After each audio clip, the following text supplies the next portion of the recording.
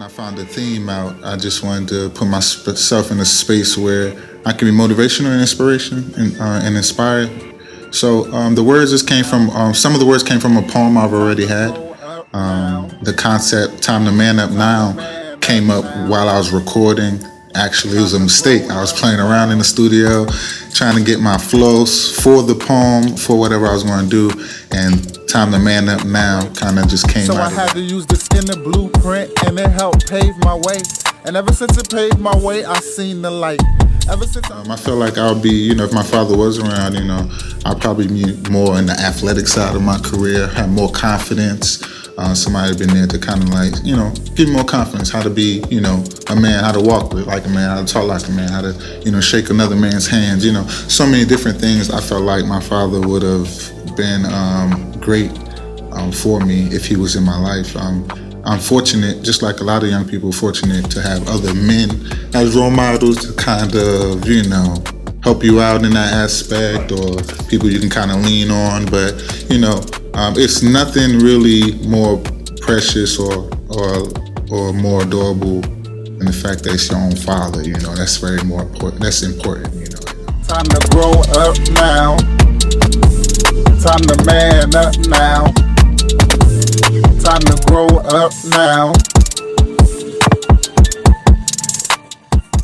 When he came, there was no me turning away, because I was told that this was my dad, and then I was like, I was 3, and I was like, hey, yeah, it was my dad. I mean, he came back, right? And then I thought he never left, and then I turned 6, and then found out that he wasn't my biological dad. And me being 6, no, that's a lie, right? And then I turned 7, and then I started to comprehend the fact that I don't know who my real dad is. And then my real dad came back and gave me false hope, and then I got mad and I found out it was just another lie. It was just lies and lies and lies. And it was him that kind of was just there, because I brushed my mom away, and my dad was there trying to fix everything. Keep doing this till I drop.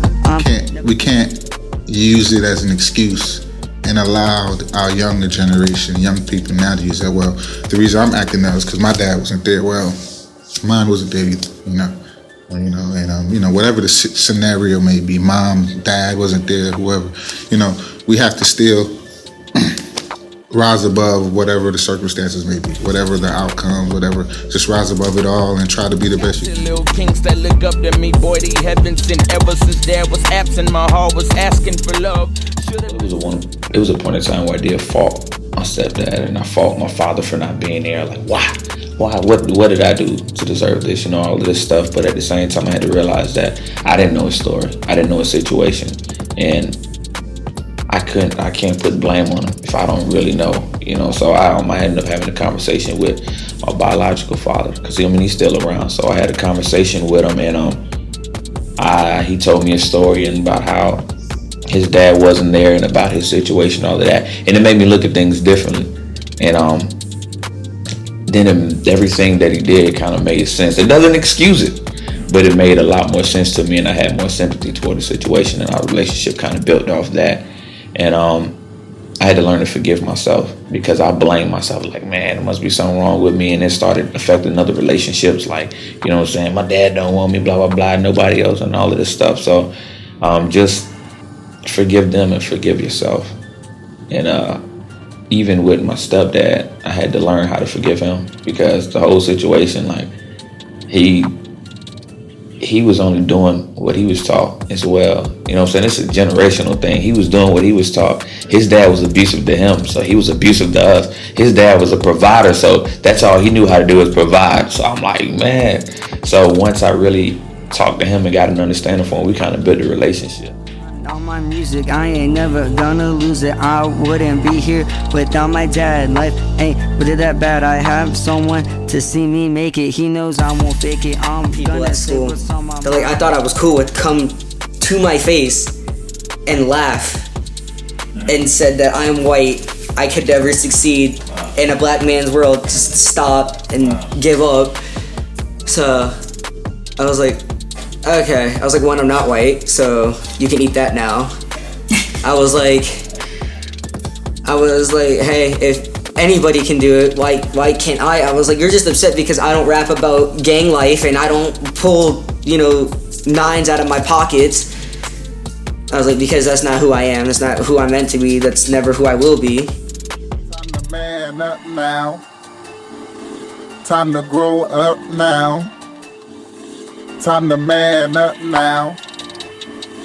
Time to grow up now. It's hard for me because at first, the thought of my dad, I never wanted to know. I didn't care, My first couple of years, I think my first 13 years of life, I never was like, who's my dad and where is he? You know what I mean? It was never like that. But I got myself in some big trouble, scared for my life. And my mother, she sent me to South Carolina to my uncle, who's my dad's brother. And, and my uncle, he was just looking at me weird, like he was something he wanted to tell me, So then he finally told me my whole life story about myself, you know what I mean? And my dad finally came one day, and I was able to see him face to face. I was like, wow, Because I was out on the street, hanging with a gang, wearing baggy jeans and white tees. But I thank God, because I'm all grown up now. Like, every day is just a renewing of the mind, because things that... So I feel like I've got over certain things. I was like, okay, I'm good now. And then things that happen, then it'll trigger like old... I was like, man, I thought I got over that, you know what I'm saying? So I'm still learning every day how to be a father and how to be just a positive figure in my son's life. I think it's important that people remember that it's not just sons that needs their fathers, it's daughters that need their fathers. They are supposed to be the role model for both, female and male, of how a male should grow up, treat a woman, how he should be, how he should act, how a woman should be treated, how she should be loved, how she should be, cherished, and how they're supposed to strive and want to do better in life. And if you're only just there to just be there, or you're only just paying child support because the court tells you to, or you're not getting the point of fatherhood, you're not getting the point of parenthood at all. Till I drop, I'm never gonna stop. I'm sick of people trying to make me something that I'm not, and that is my final thought. Time to man up now. I gotta be a provider. Time to grow up. I gotta work hard. Can't be lazy. I can't be. So everything I hear that my father was that was negative, I try to be opposite. You know what I mean? So that's the only thing I can do is just, try to be better than them. And even if your father's in your life and he's great, that's the goal, to be better than that. You know what I mean? If he wasn't here, just be better. And that's my message. Just be better and no excuses. No excuses. You cannot use that as, my dad or my mom wasn't here or my grandmother passed. Like, we all go through life. Everybody have different situations. So you cannot let that hold you down. You must push. I believe in passion, faith, and work. You must believe in passion, faith, and work, and just push through. Everything else will really so. But fathers can go and get sharp, and you can't beat it with a nightstick. My light click, cause I know that I ain't. And daddy could work all day and daddy could provide, but if they never see daddy, they don't know who daddy is. You know what I'm saying? I just want my sons to know who I am and have a relationship with me. So I work, but also find time to take them on trips, take them to the park, just playing basketball, just the simple things. Because they know that daddy provides, but they want that time, man.